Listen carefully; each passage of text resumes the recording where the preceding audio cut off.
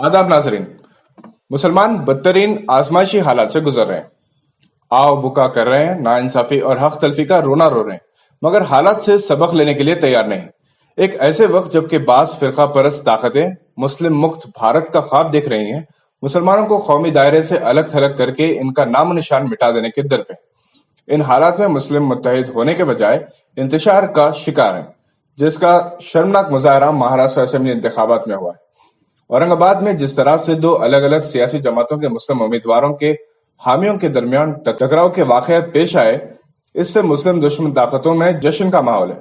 औरंगाबाद में जिस तरह से दो अलग अलग सियासी जमातों के मुस्लिम उम्मीदवारों के हामियों के दरमियान टकराव के वाकयात पेश आए, इससे मुस्लिम दुश्मन ताकतों में जश्न का माहौल है, क्योंकि अब मुसलमानों ने खुद ये साबित कर दिया कि इन्हें तबाह करने के लिए किसी गैर की जरूरत नहीं, वो खुद एक दूसरे को मिटाने के लिए पहल करते हैं। औरंगाबाद के वाकयात की मुल्क और बैरून मुल्क के मुसलमानों ने सख्त अल्फाज में मजम्मत की। दौलत के लिए अपने जमीर का सौदा करने वालों के समाजी बाइकॉट का मुतालबा किया है।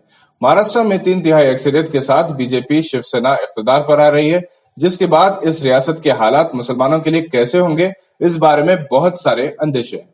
मुमताज आलम दीन मुबल्लिग इस्लाम मौलाना कलीम सिद्दीकी तामीर मिल्लत के जलसे यौम रहमतुल लिल आलमीन सल्लल्लाहु अलैहि वसल्लम में मेहमान खुसूसी होंगे। मौलाना कलीम सिद्दीकी के हाथ पर हजारों बिरादरान वतन मुशर्रफ बा इस्लाम हुए हैं। 12 रबीउल अव्वल को नुमाइश मैदान में मुनक़िद होने वाले इस 70वें जलसे में कई और उलमाए कराम शिरकत करेंगे। हैदराबाद में मिलादुन नबी सल्लल्लाहु अलैहि वसल्लम के मौके पर जलसों के एहतमाम का आगाज तामीर मिल्लत ने ही किया था। पुलिस एक्शन के बाद जब हैदराबाद के मुसलमान एहसास कमतरी का शिकार थे, हुकूमत जागीरों से महरूमी, लाखों अफराद के जाने नुकसान के बाद जब वो सर उठाकर चलने के काबिल नहीं थे, इस दौर में जनाब सैयद खलीलुल्लाह हुसैनी मरहूम ने अपने चंद साथियों मजहर खादरी और मौलाना गौस खामोशी के साथ पहले बज़्म अहबाब कायम की और फिर इसे मजलिस तामीर मिल्लत का नाम दिया, जिसने सीरत नबी सल्लल्लाहु अलैहि वसल्लम और सीरत सहाबा कराम रज़ियल्लाहु तआला अन्हुम के जलसों का एहतमाम करते हुए मुसलमानों का खौफ दूर किया, इन्हें इनकी तारीख से वाकिफ करवाया, अपने असलाफ जिस आजमाइशी दौर से गुजरे इस पर रोशनी डालते हुए इन्हें बावकार अंदाज में जीने का हौसला अता किया। तामीर मिल्लत का न सिर्फ हैदराबाद बल्कि जनूबी हिंद के मुसलमानों पर बहुत बड़ा एहसान है।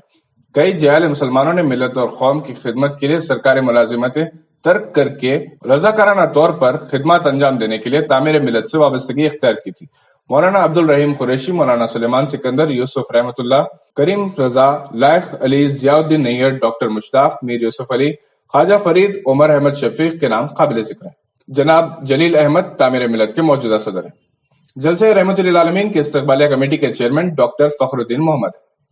हिंदुस्तान ने साउथ अफ्रीका के खिलाफ 3 टेस्ट मैचेस की सीरीज शानदार अंदाज में जीत ली। अपना पहला टेस्ट मैच खेलने वाले शहबाज नदीम को आखिरी 2 विकेट लेकर मैच जिताने का एजाज हासिल हुआ। शहबाज नदीम ने कहा कि सख्त मेहनत, मशक्कत, डिसिप्लिन की पाबंदी का फल इन्हें मिला है।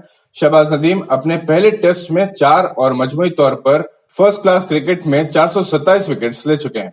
इन्होंने अपने पहले मैच में ही बहुत मुतासिरकुन मुजाहरा किया। हस्ब तवक्को Rohit Sharma man of the match और मैन ऑफ द सीरीज बना दिए गए। मोहम्मद शमी को स्टार ऑफ द मैच से नवाजा गया। उमेश यादव और मयंक अग्रवाल को भी खुसूसी अवार्ड्स पेश किए गए। पाकिस्तानी क्रिकेट टीम में उस्मान खादर को शामिल किया गया है, जो अफसानवी बॉलर अब्दुल खादर के फर्जंद हैं, जिनका 2 महीने पहले इंतकाल हुआ। उस्मान खादर को ऑस्ट्रेलिया का दौरा करने वाली टीम में शामिल किया गया है। हालांकि उस्मान खादर ने कहा था कि वो ऑस्ट्रेलिया की जानिब से खेलने के ख्वाहिशमंद है, ताहम पाकिस्तानी सिलेक्टर्स ने इन्हें ऑस्ट्रेलिया के खिलाफ टीम में शामिल किया। चीफ सिलेक्टर मिसबाउल हक ने कहा कि उस्मान खादर, शाहीन शाह आफरीदी और नसीम शाह पाकिस्तानी क्रिकेट का मुस्तकबिल है। नसीम शाह सिर्फ 16 बरस के हैं और वो सबसे कम उम्र खिलाड़ी है। टीम में मोहम्मद अब्बास, इमरान खान सीनियर को भी शामिल किया गया।